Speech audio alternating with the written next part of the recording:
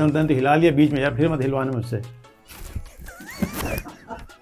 को ध्यान में रखते हैं, मैंने मिला हिला लिया था बीच में। कोट है ना, हाँ उतार दूँ? नहीं 3, 2, 1 क्यों? आप कौन? मैं खामा खा मतलब? मैं खामा खाई हूँ बस। डार्विन की थ्योरी की तरह मसालों का गणित भी मेरे को आज तक समझ में नहीं आया। गरम मसाला कितना गरम होता है और खड़ा मसाला कितना खड़ा होता है। वैसे ही MDH का तड़का और रंग रंग फड़का, पता नहीं ये रग रग फड़कता है कि नहीं फड़कता है। इसी को समझने के लिए हमारे साथ आज 2 मेहमान हैं और कार्यक्रम है खामखा। बहुत दिनों के बाद आपसे मुलाकात हो रही है, अब हम स्पेशल ही लेके आएंगे क्योंकि कभी कभी मुलाकात हो रही है, इसलिए अब मुलाकात कभी कभी होगी लेकिन स्पेशली होगी। तो हमारे जो दोनों साथी हैं, दोनों हैं तो पुराने हैं, लेकिन उनको आज इसलिए लाया कि बहुत दिनों से ये मसाले पे बात कर रहे हैं। और अभी अगर आवाज़ द वॉइस का आप रीडर और पाठक होंगे तो हमने अभी दिल्ली के जो बहुत बड़ी मंडी है मसाले की, खारी बावली, उस पर एक अच्छी रिपोर्ट बनाई है। तो आप चाहें तो उसको भी देख सकते हैं, पर वो इसलिए भी देख सकते हैं कि आइडिया देने वाले और उसमें शामिल होने वाले दोनों हमारे पास हैं। तो मंजीत ठाकुर हैं ये आइडिया देने वाले, और उस खारी बावली जो मसाले की मंडी कही जाती है उसमें साकिब सलीम साहब का विशेष योगदान था। तो इसलिए हमने इन दोनों को बुलाया। ये समझने की कोशिश करेंगे कि गरम मसाला आखिर कितना गरम होता है और खड़ा मसाला कितना होता है। पहले तो ये समझेंगे कि गरम मसाला क्या है और खड़ा मसाला क्या है। जहाँ तक मैं समझता हूँ कि जो मसाले खड़े खड़े डाल दिए जाएँ सब्ज़ी में वो खड़ा मसाला है, और गरम मसाला वो है जिसमें लौंग इलायची हो, यही है या कुछ और भी है? ठाकुर साहब, अगर मसालों की परिभाषा दी जाए तो उससे पहले वह आपकी जो बात है खड़े मसाले और गरम मसाले को लेकर के छोटा सा सच्चा जो है सच्ची घटना बताना चाहूँगा जो कई लोगों के साथ गुजरी और कई जगह लतीफ़ों के रूप में भी इस्तेमाल होती है। इसलिए कोई ये ना कहे कि मैं रील देख के बोल रहा हूँ, मेरे साथ भी गुजरा है। आप उसी के प्रतीक के रूप में बोल रहे हैं कि एक आपके जैसा व्यक्ति नहाने के लिए गया ज़ाहिर है बाथरूम में, और उसने जब शैम्पू किया तो झाग नहीं आ रहा था। तो उन्होंने पत्नी को आवाज़ दी कि झाग क्यों नहीं आ रहा है? तो पत्नी ने कहा कि देखो ध्यान से, आपने शैम्पू लगाया है या कंडीशनर लगाया है? तो अगर आप कंडीशनर लगा के झाग की उम्मीद करते हैं तो नहीं आएगा। उसी तरह खड़ा मसाला और गरम मसाला एक होते हुए भी एक नहीं है। गरम मसाला हर जगह अपनी गर्मी दिखाता है, खड़ा मसाला वो है जो डलता तो खड़ा है, बाद में पता चलाता है कि मैं कितना गर्म हूँ। ठीक है, तो मोटे तौर पे साबुत मसाले खड़े कहे जाते हैं। हल्दी, मिर्च, गोल मिर्च या काली मिर्च जिसको कहते हैं, तेजपत्ता, अदरक सूखा हुआ, ये सब खड़े मसाले हैं। ठीक है, पिपली, इसके बारे में बाद में बात करेंगे। लेकिन गरम मसाला कुछ खास मसालों के मिश्रण को कहते हैं। किसी भी मसाले को, हल्दी को पीस के आप गरम मसाला नहीं बना सकते, लेकिन अगर आप जीरा, तेजपत्ता, काली मिर्च, लौंग, दालचीनी, इन सब को भून के फिर पीसते हैं और फिर गरम, तब जब वो मसाला होता है तब वो गरम मसाला कहलाता है। और गरम मसाले पर एक बार साकिब भाई का इंटरव्यू देख रहा था, वो कह रहे थे कि गरम मसालों की वजह से भारत एक तरह से गुलाम हुआ, या साउथ ईस्ट एशिया अंग्रेज़ों के जो चक्कर में पड़ा, वो इसी मसालों के चक्कर में पड़ा। अब जैसे मेरा गला फंस रहा है, तो हमारे एक मित्र थे, वो कहते थे कि काली मिर्च जो है मुंह में रखो। हाँ। तो गरम मसाला जो है और खड़ा मसाला, दोनों में एक बुनियादी अंतर है। खड़ा मसाला गरम मसाला हो सकता है, लेकिन सारे गरम मसाले खड़े मसाले, मतलब सारे खड़े मसाले गरम मसाले हों, ये ज़रूरी नहीं है। साकिब साहब, समझ में आता है ये गणित, ये गरम मसाला खड़ा मसाला? सबसे पहले तो हाशमी साहब, आपने जब मुझे यहाँ बुलाया, आपने मुझे कहा, मैसेज किया कि क्या हम ऐसा प्रोग्राम करें गरम मसाला पर, तो मुझे अब थोड़ी देर पहले, अभी 10-15 मिनट पहले ही समझ में आया कि हम मसालों की बात करेंगे। मुझे लगा था अक्षय कुमार की फिल्म की बात होगी। तो मैं बड़ा खुश था, क्योंकि काफ़ी अच्छी फिल्म थी, मुझे अच्छी लगी थी, चली भी ठीक ठाक थी। तो उसका नाम गरम मसाला क्यों था पहले, तो अब ये तो खैर शायद प्रियदर्शन की फिल्म थी, किसकी? ज़्यादातर उसी फिल्मों में काम करता है। उस टाइप की, उस तरीके की ही फिल्म थी, तो प्रियदर्शन की शायद हो। तो गरम मसाला वो इसलिए था क्योंकि वो उसमें एक तरीके से हर चीज़ हौच पौच हो रही थी, कुछ कहीं था, कुछ कहीं था, कन्फ्यूजन था। गरम मसाले का असली काम क्या है? तो गरम मसाले का असली काम जो जितना मुझे पता है, थोड़ा बहुत ज़्यादा मुझे देखिए खाना पकाने के बारे में मुझे बहुत ज़्यादा नहीं पता है, लेकिन तो आपको क्या लगता है कि हाशमी जी को बहुत पता है? नहीं, मैं अभी पूछने वाला था क्या खाना बनाना आता है नहीं आता है? खाना पकाना बेसिक लेवल पर आता है, लेकिन हम अपने आप को एक बहुत अच्छा पकाने वाला और उसकी बहुत अच्छी समझ रखने वाला नहीं कहेंगे। लेकिन हाँ, हमें ये पता है कि जो मसाले गरम मसाले हैं, उनका सबसे ज़रूरी जो इस्तेमाल समझा जाता है, वो ये समझा जाता है कि जब मीट या गोश्त पकाया जाता है तो उसे गलाने के लिए उसका इस्तेमाल बहुत ज़रूरी है। जैसे बहुत लोग ये मानते हैं, कुछ मतलब जो लेजेंड हैं इस फील्ड के, कि बिना लौंग के गोश्त बनाना मुमकिन ही नहीं है, वो गलेगा नहीं। मतलब ऐसा उन लोगों का मानना था। पपीता के बारे में क्या है? लोग कहते हैं कि बिना पपीता वो उसका वो एक कबाब की एक पर्टिकुलर रेसिपी है, लेकिन ओवरऑल जैसे करी जब हम बनाते हैं या हम गोश्त को भूनते हैं तो उस वक्त उसका इस्तेमाल होता है। और जैसा कि हम गरम मसालों की जो जैसे काली मिर्च है, आप अगर ख़ुद भी देखें तो इसके बिना आप सब्जियां तो बड़े आराम से बना जाएंगे, लेकिन अगर आपको गोश्त की कोई डिश बनानी है, मीट की कोई डिश बनानी है, तो काफ़ी परेशानी हो जाएगी अगर आपसे हम कह दें कि सारे मसाले आप हमें दे दीजिए, अब बना के दिखाइए।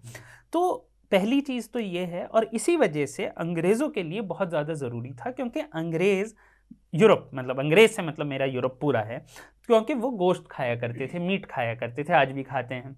उनके यहाँ पूरा का पूरी एक जो क्रांति है एग्रीकल्चर की, वो शलजम उगाने के लिए हुई थी। मतलब हमारे यहाँ हरित क्रांति किस लिए हुई थी कि हमने हरित क्रांति करी थी कि हम गेहूँ उगाएंगे, चावल उगाएंगे, सब्जी उगाएंगे। उन्होंने की कि हम शलजम उगाएंगे। शलजम क्यों उगाएंगे? ताकि वो हम जानवर को खिलाएं, वो मोटा ताज़ा हो, फिर उसे काट के उसका मीट खा लें। तो मतलब उनकी एग्रीकल्चरल रेवोल्यूशन जो है वो शलजम उगाने के लिए थी। तो अब आप सोच सकते हैं उनके कितना जोर था। तो इसीलिए उन्हें मसाले चाहिए थे, जिसके लिए वो बार बार हिंदुस्तान का रास्ता ढूंढते रहते थे। कभी वास्को डा गामा आने की कोशिश कर रहे हैं कि भाई मसाले कहाँ मिलेंगे, कभी कोलंबस आने की कोशिश कर रहे हैं, फिर आखिर में उन्होंने जो भी कुछ हुआ वो सब जानते हैं, वो तो इतिहास है। लेकिन उसके अलावा गरम मसाले की गरम होने की जो प्रवृत्ति है, उसे कहीं ना कहीं खाने को, जिसे हम कहते हैं गला देना, उससे जोड़ के देखा जाता है। शायद इसी वजह से उसे गरम कहा गया है, उसका एक जो इस्तेमाल है, और इसी वजह से कुछ ख़ास इलाक़ों में उसका ज़्यादा इस्तेमाल, या किस गरम मसाले का ज़्यादा या कम इस्तेमाल होगा, जैसे लौंग का होगा कि काली मिर्च का होगा कि दारचीनी का होगा। फिर उनका अपना एक स्वाद भी है, दारचीनी का अपना एक अलग सा स्वाद होता है और लौंग का अपना होता है, और लौंग मुंह में आ जाती है तो हम जैसे लोगों को तो बड़ा बुरा लगता है। तो मेरा ख्याल ये है, इस वजह से इसे गरम मसाला कहा जाता है, और इसी वजह से फिल्म का नाम भी गरम मसाला। देख लीजिए, इसलिए हमने इन दोनों को बुलाया था कि ज़्यादा से ज़्यादा हमें ज्ञान मिल सके। अब मैं बस सीधा सा सवाल है, एक तो ये पता चल गया कि खाना अच्छा बना लेते हैं, कम से कम खा तो जरूर लेते हैं। अच्छा। नहीं, बना लेते हैं। जिस तरह से इन्होंने व्याख्या करी है, मसाले कहाँ डलते हैं, गोश्त में कैसे डलते हैं, अंग्रेज़ों ने आके क्या किया। आप ये बताइए कि आपको ये समझ में आता है क्या कि अगर हम गोश्त बनाए तो खड़ा डालेंगे कि पड़ा डालें? हाँ, मुझे समझ में भी आता है और पता भी है। हालांकि हमारे यहाँ जो मिथिला में है ना, मछली ज़्यादा खाई जाती है, तो मछली खाने के समय में मछली बनाने में हम लोग गरम मसाला का इस्तेमाल बहुत मिनिमम करते हैं या नहीं करते हैं, क्योंकि मिथिला की जो मछली है, रोहू बहुत पसंद है लोगों को। अगर रोहू न मिले तो कतला मिलता है, फिर वो सरसों के पेस्ट में बनाई जाती है। तो कभी कभार अगर खड़े मसाले और गरम मसाले की बात कर रहे हैं ना, गरम मसाला खाना बनाने के आखिर में डलता है, जब सब्जी मतलब पेस्ट में, तो पाउडर की बात मैं कर रहा हूँ, या अगर पीस के आप डाल रहे हैं, तो जब आपका व्यंजन तैयार हो जाएगा तो सबसे आखिर में खुशबू लाने के लिए और तमाम चीज़ें। लेकिन वही गरम मसाला अगर खड़े स्वरूप में है, साबुत है, जीरा है, गोल मिर्च है, साबुत मिर्च है, सौंठ है, या और लौंग है, या साबुत तरीके से दालचीनी जो है वो पहले डाला जाता है बनाने के दौरान प्रक्रिया में। तो जो टूटे दिल वाले लोग हैं या आशिक हैं, वो एक बात कहते हैं, या परिवार से में थोड़ा नज़रअंदाज किए जाने वाले लोग हैं, वो कहते हैं कि जब तेजपत्ता की तरह मुझे इस्तेमाल किया लोगों ने, तेजपत्ता जो है उसको खाना बनाने में सबसे पहले तेल गर्म हुआ, तेजपत्ता डाला, फिर जीरा डाला, फिर हींग डाला अगर डालने वाला है, नहीं तो बाकी चीज़ें लौंग वोंग डाली, और फिर प्याज डाला, और फिर सब्जी की बाकी चीज़ें डाली। या कम से कम अगर कटहल का बना रहे हैं, अगर आप निरामिष आदमी हैं तो कटहल का बनाएंगे, क्योंकि वो कहते हैं ना कटहल वैष्णवों का मटन है और मटन जो है मटन वालों का मटन है। तो तेजपत्ता को सबसे पहले डालते हैं, लेकिन अगर आपकी थाली में आ जाए सबसे पहले निकालते तो सबसे पहले आप निकाल के बाहर करते हैं तेजपत्ते को। तो लोग जो है टूटे दिल वाले, मैंने कहा ना आशिक जिनका, वो एक अक्षय कुमार की आप बात कर रहे थे, उनकी एक फिल्म है मोहरा, उसमें एक गाना गाते हैं कि काश दो दिल होते सीने में, तो है ना ऐसा कुछ गाना है। गानों के मामले में उतना ही हमें पता है जितना खड़े मसालों के बारे में है। तो बेहद खोल रहे तो टूटे दिल वालों के लिए जो है ये खड़ा मसाला वाली प्रवृत्ति होती है, जिनको जो एक खाने को फ्लेवर तो देते हैं। कई बार आप जानते हैं नीम के ईंट और कंगूरे के जो प्लास्टर, वो दोनों अलग अलग चीज़ें हैं। खड़ा मसाला नीम के ईंट की तरह है जो आपके खाने को एक रंगत देता है। निकालने के अलावा एक और चीज़ भी होती है, गरम मसाले जो खड़े उसमें डाले जाते हैं, जो लोग बिरयानी या पुलाव बनाते हैं, आपने देखा होगा वो एक सूती कपड़े में बांधते हैं और डाल देते हैं। बल्कि आजकल तो एक स्टील का बना हुआ एक ऐसे कैबिनेट भी आता है, उसके अंदर मसाला कीजिए और अंदर डाल दीजिए, यखनी बन जाएगी और फिर उसे खींच लीजिए, तो निकालना नहीं पड़ता है प्लेट से, वो पहले ही अलग रहता है, जब पक जाता है तो उसे बाहर खींच लेते हैं, तो मिक्स नहीं होता है।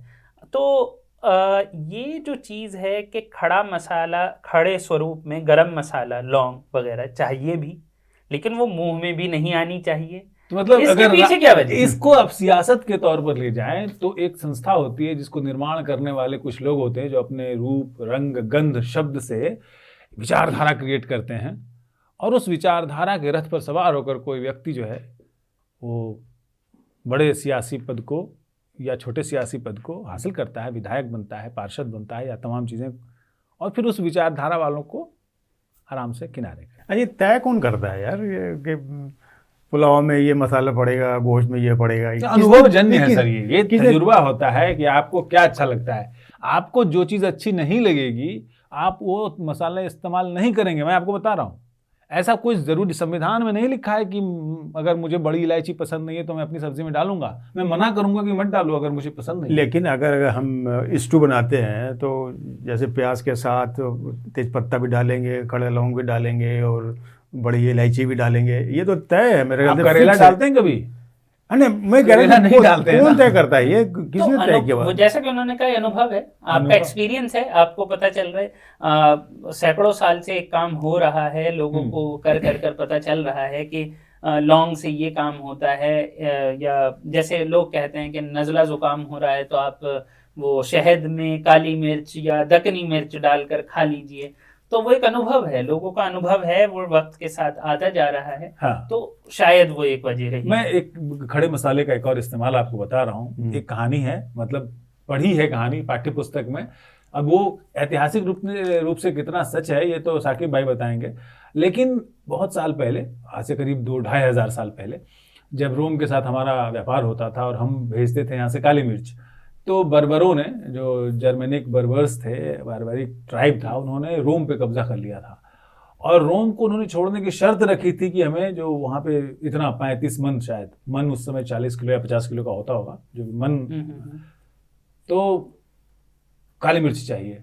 वो भारतीय जहाज़ों में मौजूद था और काली मिर्च उतना दे करके रोम को छुड़ाया गया। तो एक मुझे लगता है कि बिहार टेक्स्ट बुक जिन्होंने पढ़ी होगी 1994-95 के आसपास, तो 7वीं कक्षा में एक अध्याय था जब हमने रोम का मूल्य चुकाया था, यही कहानी थी उसमें। दूसरा कि जो ममीफिकेशन होता था, जो मम्मी बनती थी मिस्र में, तो फराव की या वहाँ के जो राजा थे, तो ममीफिकेशन में काली मिर्च का इस्तेमाल बहुत बड़े पैमाने पर होता था। और एक वहाँ पर नमक होता था, एन से नाम नेट्रो या नात्रो कहते हैं, उस नमक का इस्तेमाल काली मिर्च के साथ होता था ताकि उसका जो शव है, जिसके ज़रूरी अंग निकाल लिए जाते थे, बाकी जो बॉडी बचती थी उसको सेफ रखा जा सके, ताकि जब वो पुनर्जन्म ले, उसकी आत्मा उसके शरीर को वापस पाए तो उसका शरीर उसको एज इट इज़ मिले। तो मसालों का ये इस्तेमाल भी रहा है।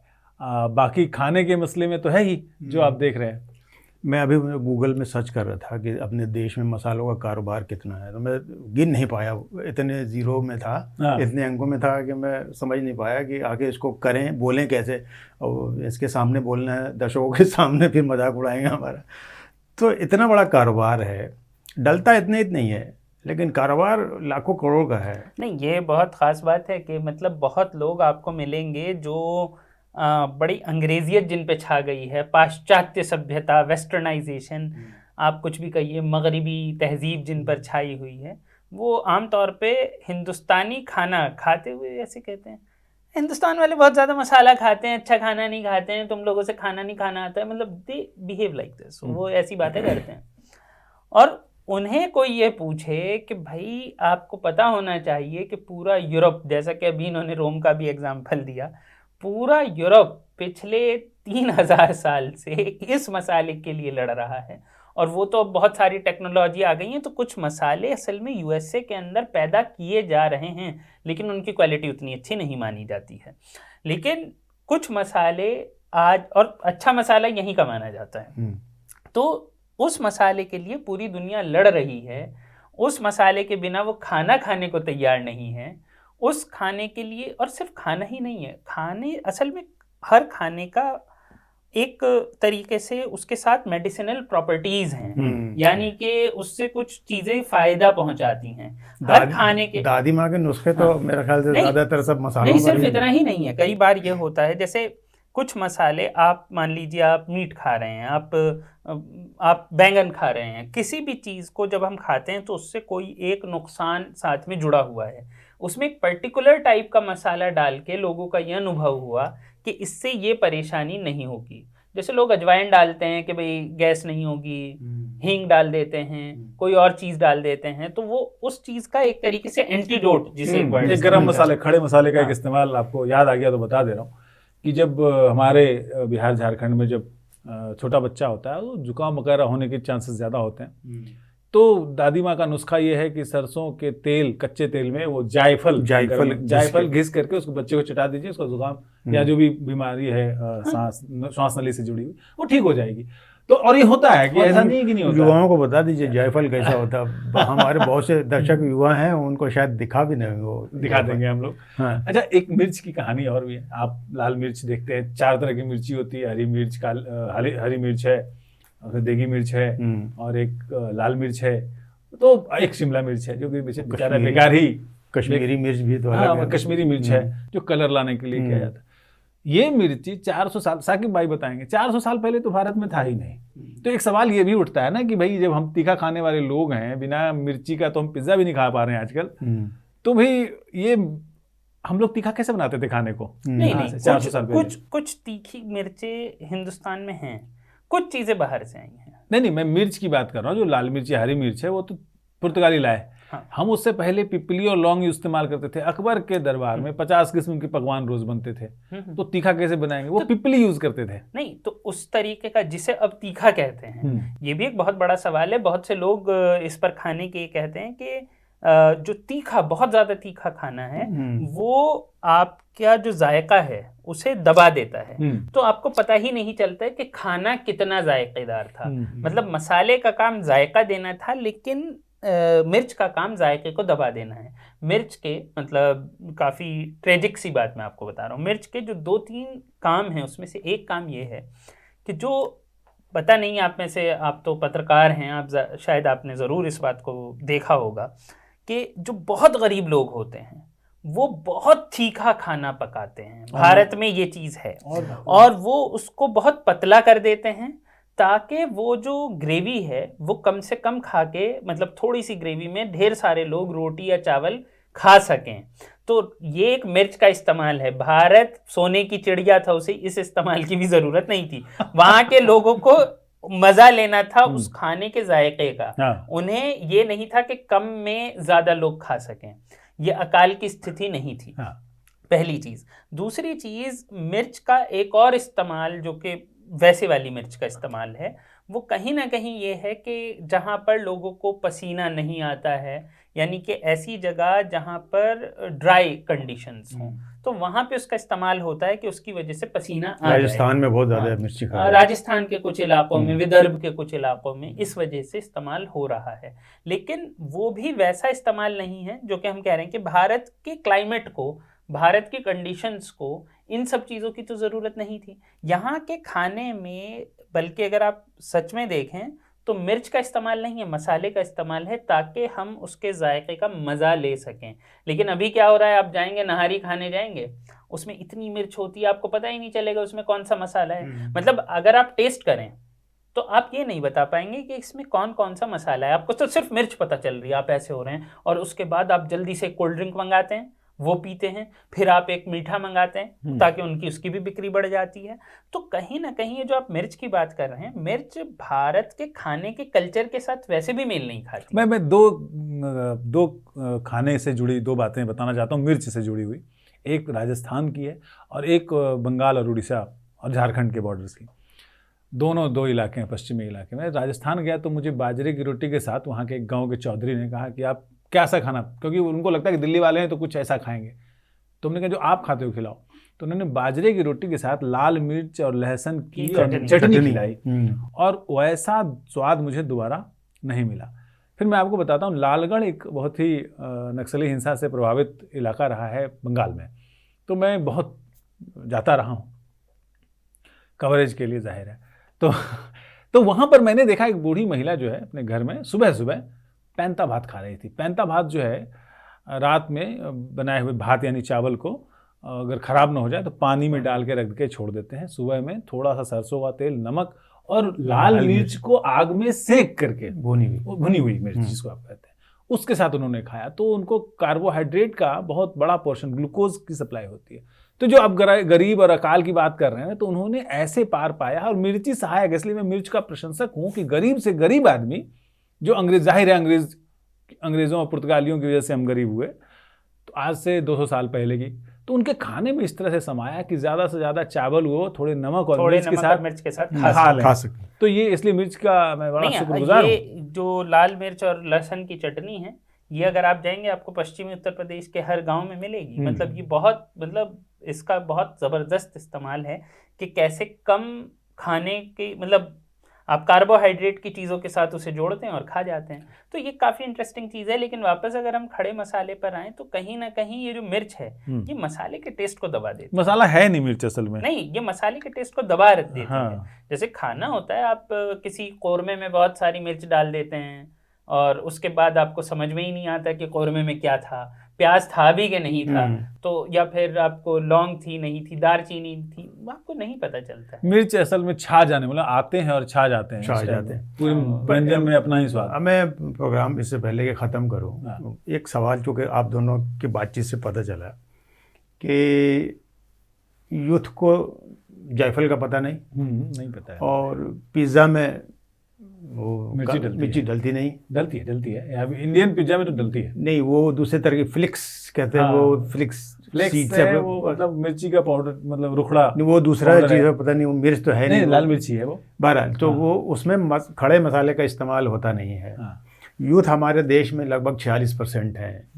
तो जिस तरह से युवाओं का टेस्ट बदल रहा है, हम मोमो पिज़्ज़ा खा रहे हैं, तो क्या भारत की पहचान तो मसाले से है? तो नहीं, मैं इसमें एक बात बताऊंगा आपको। भारत जो है ना, दुनिया की चीज़ों को अपने हिसाब से बदल देता है। अब जैसे शिमला मिर्च है, ये बाहर की चीज़ है। गोभी है, ये मुश्किल से 110-120 साल पहले भारत में। सबसे इम्पोर्टेंट आलू, जो हर चीज़ में है। आलू थोड़ा पुराना है, मैं उसके हिसाब, आलू मैं दूसरी बात कह रहा हूँ। मैं कह रहा हूँ कि जो चीज़ें आई हैं हमारे भोजन का हिस्सा, वो अलग हैं। मैं मसालों के संदर्भ में कह रहा हूँ कि अब आप किसी चाइनीज में चले जाइए खाने के लिए, तो आपको क्या मिलेगा? आपको मिलेगा शिमला और पनीर, शिमला को क्या बोलते हैं मिला के? Chilli paneer, potato, chilli potato. ये सब में क्या है कि ये सब कहीं बाहर की चीज़, ये चाइना में नहीं बनता है। ये हमने उसका आविष्कार किया है, हमने उसको बनाया है। हमने चिकन चिली बनाया है, हमने चिली पनीर बनाया है, हमने चिली पोटैटो बनाया है। उस शेजवान चटनी जो वहाँ का है, उसको हम अपना मिर्ची डाल के अलग हिसाब से बनाते हैं। हमने उनके सोया सॉस को अलग फ्लेवर दिया है। हम अपने हिसाब से चलते हैं। आप कुछ भी, आप पिज्ज़ा में मिर्ची थोड़ी डलती थी, पिज्ज़ा में जो डलता है यहाँ पे इंडिया में आकर के उनमें मिर्ची डलने लग गई है। तो पिज़्ज़ा विज़्ज़ा क्या चीज़ है इन लोगों को? देखिए, यूरोपियंस लोग अभी हाल तक, आज से 1000 साल पहले तक चोर डकैत थे। मैं बहुत ही जिम्मेदारी से कह रहा हूँ। ये वाइकिंग्स क्या थे? चोर डकैती थे, या आपका वेसेक्स इन्होंने ऐसे जीता है? साकिब भाई बताइए, गलत बोल रहा हूँ मैं? वैसे वो आज भी क्या और हाँ, तो उनकी जो तेल जहाँ पे होता है वहाँ पे पहुँच के बैठ जाते हैं। देखिए, अभी पाकिस्तान भी पहुँच रहे हैं लोग, तो जहाँ जाएं, लेकिन जहाँ भी जाएंगे इसी तो इन्होंने बहुत तेल देखेंगे, हाँ, वहीं तो इन्होंने खाने में बनाया क्या? ये बड़ा से बड़ा मतलब बीफ या ये और वो मतलब पोर्क और ये जो है इन्होंने पका के खाने के अलावा कुछ किया नहीं है। हिंदुस्तान जो है वो दुनिया को अपने रंग में रंगता है, और वो भले ही खड़े मसाले का इस्तेमाल यूँ तो नहीं जानते हो, लेकिन उसको वो अपने हिसाब से, बाहर की चीज़ों को अपने हिसाब से खाते हैं और ठीक कर रहे हैं। मेरा भी यही ख्याल है कि भारत में मसाले का जो इस्तेमाल है वो रहेगा। जैसे अगर आप देखें तो जब लोग पिज़्ज़ा भी खाते हैं तो काली मिर्ची का पाउडर रखते हैं। उससे मुझे याद आता है नवाजुद्दीन सिद्दीकी जब बड़े यंग थे तो उन्होंने एक शॉर्ट फिल्म करी थी, पेपर एंड स्पाइस, और जिसमें कि वो बेसिकली, बाकी तो उससे अलग है, लेकिन वो एक किसान हैं जिनके यहाँ काली मिर्च उगाई जाती है और वो कर्जे में दब गए हैं, और जब वो ये देखता है कि एक अमीर लड़की काली मिर्ची का पाउडर इतना महंगा खरीद रही है तो वो बड़े नाराज़ हो जाते हैं। तो काली मिर्ची का पाउडर कहकर वो ये कहते हैं ये क्या है, तो काली मिर्ची का पाउडर है। तो भले ही यूथ ऐसे ना जानता हो कि काली मिर्ची का पाउडर है, वो उसे कुछ और नाम से जानता हो, वो उसे पिज़्ज़ा मसाला कहता हो, लेकिन वो है, वो खा रहा है उसे, और उसे पता है कि वो क्या मतलब उसे ये नहीं पता होगा कि हाँ ये महाराष्ट्र के इस इलाके में उगता है या ये केरल के किस इलाके में उगता है। ये बहुत बड़ी चीज़ नहीं है, लेकिन वो 2 घंटे में बताई जा सकती हाँ, है। लेकिन वो उसका इस्तेमाल कर रहा है और बहुत बड़े पैमाने पे कर रहा है। बल्कि युवा, मतलब आप देखिए, आप पिज़्ज़ा पे जाइए, आप जाकर कोई चाइनीज़ वो देखिए, टेबल पर आपको 3 तरीके के मसाले, 4 तरीके की चीज़ें जो रखी मिलेंगी, वो सब मसाले ही हैं। कार्यक्रम ख़त्म करने से पहले मुझे एक कमी महसूस हो रही थी कि हमें इस कार्यक्रम में अपनी एक महिला कर्मचारी साथी को भी होना चाहिए था। वो इसलिए कि उसमें थोड़ा सा और मसाले का तड़का लगता, थोड़ा और हमें ज्ञान मिलता। अच्छा, मैंने पहले ही कहा था कि मैं दोनों अनुभव को इसलिए बुला रहा हूँ कि एक जो है मसालों पे आइडिया देते हैं और दूसरा मसालों पे जानकारी रखते हैं, इतिहास का पूरी इतिहास मसालों का पता है। और फिर मैं दोहरा रहा हूँ कि आप खारी बावली पे जो आवाज़ द वॉइस का प्रोग्राम है, अच्छा कार्यक्रम है, उसको ज़रूर देखिए। और खड़ा मसाला और बड़ा मसाला, जिसको आप गरम मसाला और खड़ा मसाला कह रहे हैं, उसका गणित भी आप समझ गए होंगे, और खाने में क्यों डलता है, उसकी वजह क्या है और क्यों ज़रूरी है। इसके अलावा यूथ चाहे कितना बदल जाए, अपने देश की जो पहचान है मसाले की, वो नहीं बदलने वाली। इसलिए मसाले भी खाते रहिए और खाना भी खाते रहिए। नमस्कार।